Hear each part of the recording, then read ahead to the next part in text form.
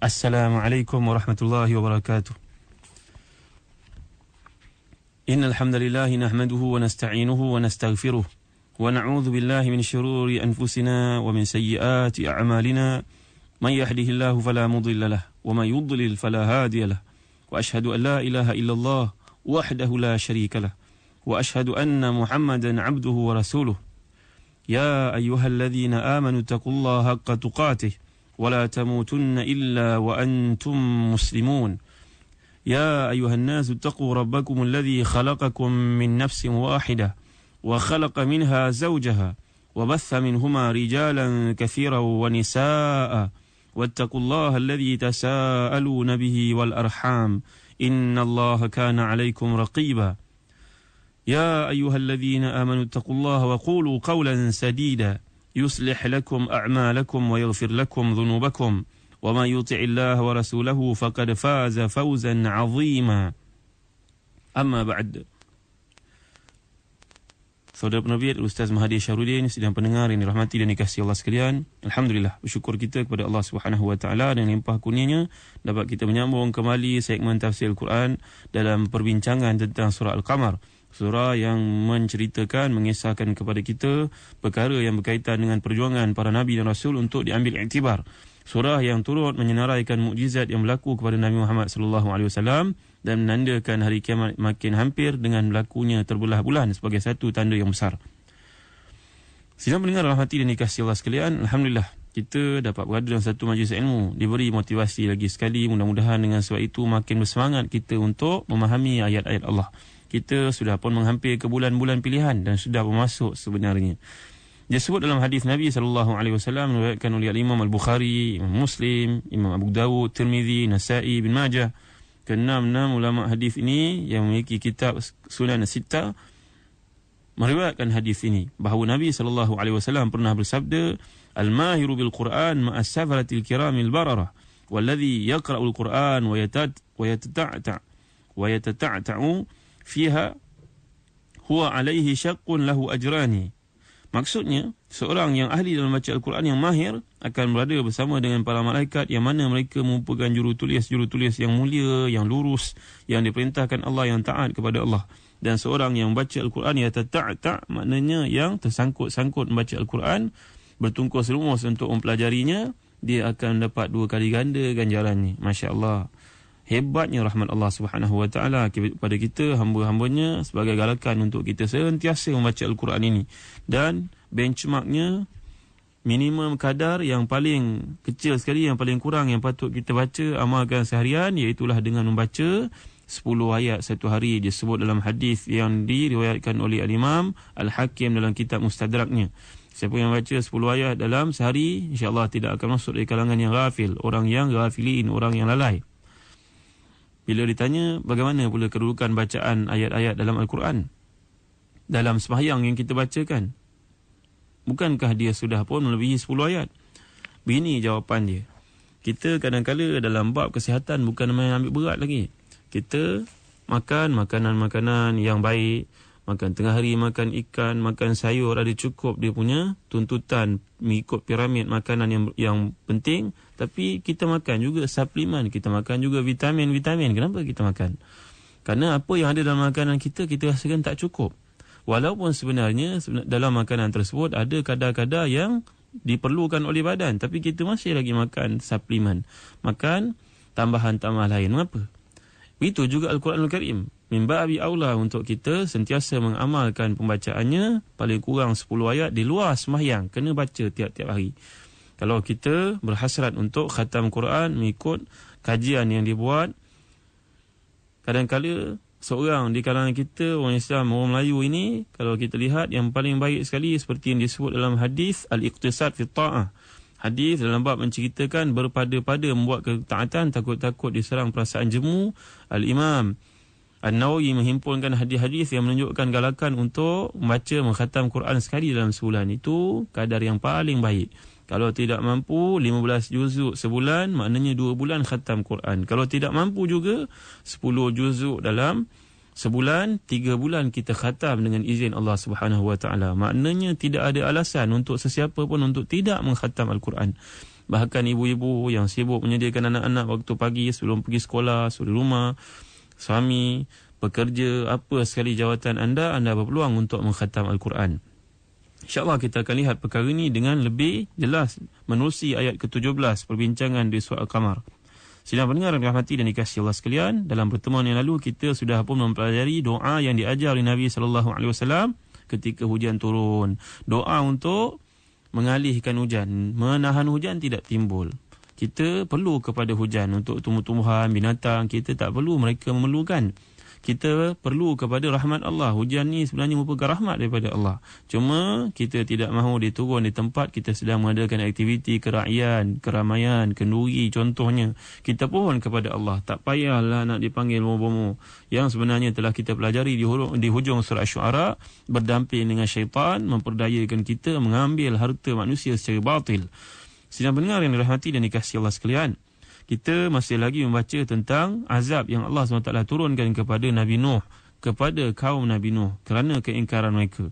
Firman Allah SWT ayat ke-11, A'udzubillahi minasyaitanirrajim, fafatahna abwabas samaa'i bima'in munhamir wa fajjarna al-ardha 'uyunan faltaqal ma'u 'ala amrin qad qudir wa hamalnahu 'ala dhati alwahin wa dusur tajri bi a'yunina jazaa'an liman kana kufir.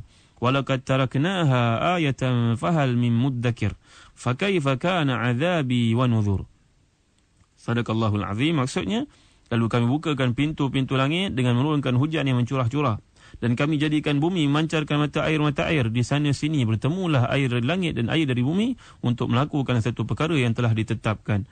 Yang ini maksudkan perkara yang telah ditetapkan itu ada dua pandangan, kata Al-Imam Ibnul Jauzi dalam tafsirnya Zadul Masir. Yang pertama, kana qadru ma'is sama' ka qadri ma'il ard, qalahu Muqatil. Wathani qad qudir fil lawhil mahfuz, qalahu Zajjaj. Fayakun al-ma'na ala amrin qad qudiya alaihim wa huwa al-gharq. Kalau kita lihat apa yang disebut oleh Al-Imam Ibnul Jauzi dalam tafsirnya Zadul Masir, bi amrin ala amrin qad qudir, bermaksud dua. Satu, kadar yang dimaksudkan di situ kadar air langit, air yang turun daripada langit sama banyak dengan air yang terbit daripada permukaan bumi. Itu pandangan pertama yang disorot daripada pandangan yang dikemukakan oleh Muqatil, seorang mufassir Al-Quran yang ulung. Manakala pandangan kedua dikatakan amrin qad qudir, qudir maknanya qadar yang telah Allah Subhanahu Wa Taala tetapkan di Lauh Mahfuz, dan kedua-duanya merujuk kepada hujan yang turun, azab yang berlaku kepada kaum Nabi Nuh. Wallahu a'lam. Dalam ayat ke-13 maksudnya, dan kami bawa naik Nabi Nuh beserta pengikut-pengikutnya dalam bahtera yang dibina dari kepingan, papan dan paku, menurut apa yang dikemukakan oleh Syekh Qutb dalam Fi Dhilalil Quran. Allah Subhanahu Wa Taala nak mengajar kita di sini melihat apa yang disebut tentang bahtera yang besar ini perlu kepada paku, perlu kepada kayu untuk dibina. Nak menampakkan kehebatan binaan tersebut, usaha yang perlu dilakukan. Dalam Islam kita ada asbab dengan musabbabat. Kita tak boleh duduk tunggu paku melekat sendiri untuk berlaku satu ketetapan yang kita kehendaki, tidak akan berlaku sama sekali. Dalam Islam perlu kepada kita al-akhzu bil asbab. Hendaklah kita melakukan perkara tersebut, kemudian barulah kita berserah kepada Allah Subhanahu Wa Taala. InsyaAllah dengan izin Allah Subhanahu Wa Taala kita akan bincangkan satu ayat berkaitan dengan azam dan tawakal, menghuraikan lebih lanjut tentang perkara ini. Maknanya walaupun kita orang Islam, kita perlu berusaha.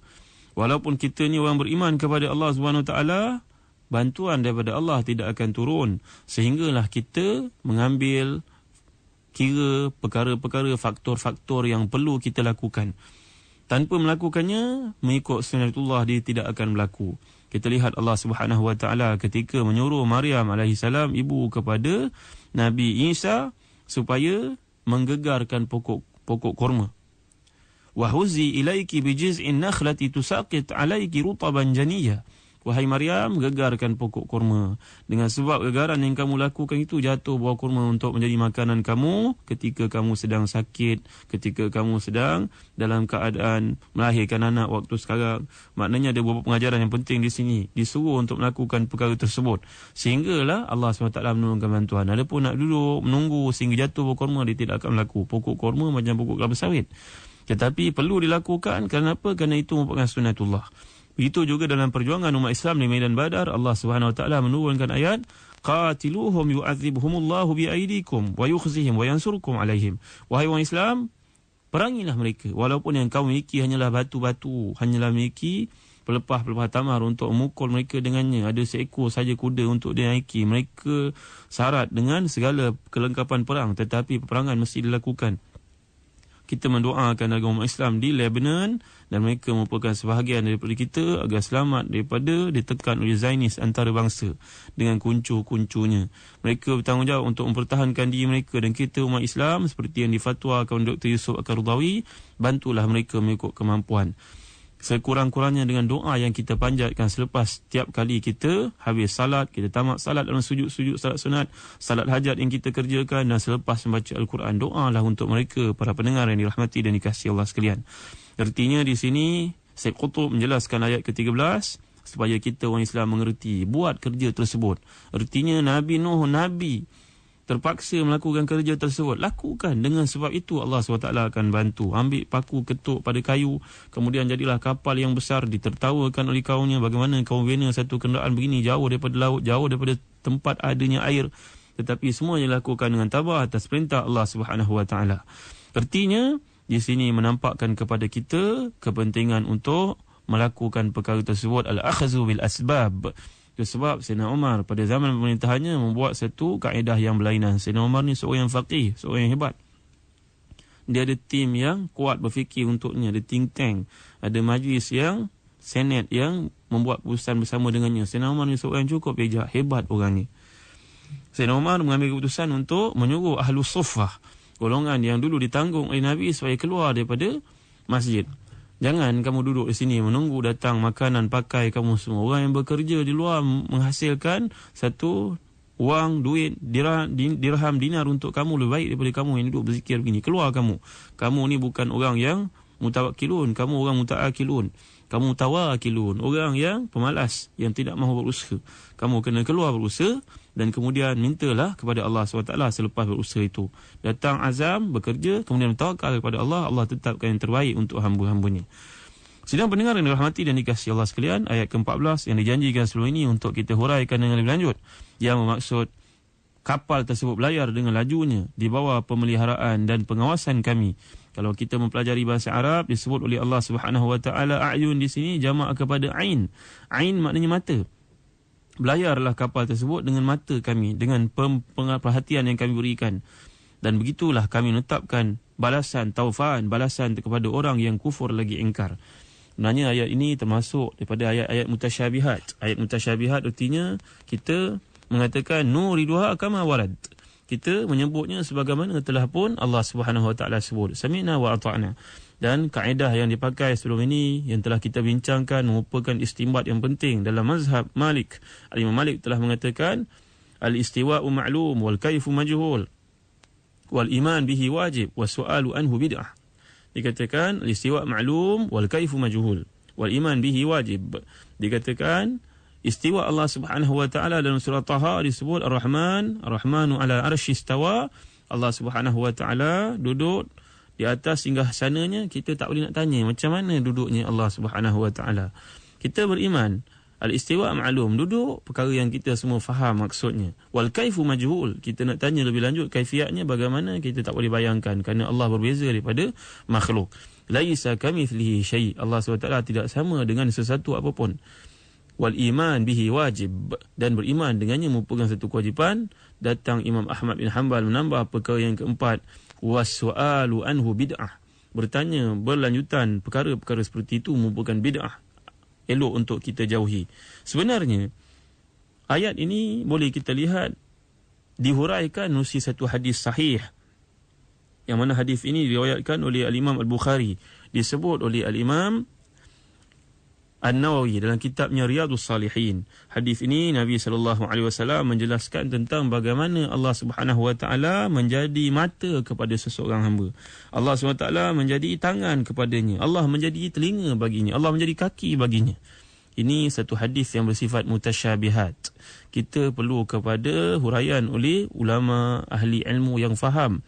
Takut-takut tersesat, takut-takut kita mentafsirkannya secara haram. Disebut oleh Dr. Mustafa Bura dalam kitab beliau syarah kepada Riyadhus Salihin, namanya Nuzhatul Muttaqin. Saya melihat dalam pasaran sidang pendengar yang dirahmati dan dikasihi Allah sekalian, sebagai bab berkongsi-kongsi mencari ilmu, saya melihat hadis 40 merupakan satu kitab hadis yang perlu umat Islam miliki. Buatlah sedikit pelaburan, dia tidak akan merugikan. Dan antara hadis 40 yang paling baik dalam pasaran yang saya baca, yang saya lihat bahannya begitu related kepada kita, suasana orang-orang Melayu, hadis 40 cetakan Dewan Pustaka Fajar, ditulis oleh Syekh Mustafa Abdul Rahman, seorang ulama terkenal di utara Tanah Melayu sebelum ini, almarhum. Elok kalau kita baca, kita lihat, kita kaji, kita bentangkan bersama-sama dalam keluarga, dalam usrah keluarga, sebelum kita melelapkan mata pada setiap malam, insya-Allah kita akan mendapat manfaat yang cukup besar. Dan hadis tersebut ada disenaraikan hadis 40 himpunan Al-Imam An-Nawawi, dihuraikan oleh Mustafa Abdul Rahman. Mudah-mudahan kita dapat manfaat bersama. Wallahu a'lam. Wa sallallahu ala sayyidina Muhammadin wa ala alihi wa sahbihi wa baraka wa sallam. Wassalamualaikum warahmatullahi wabarakatuh.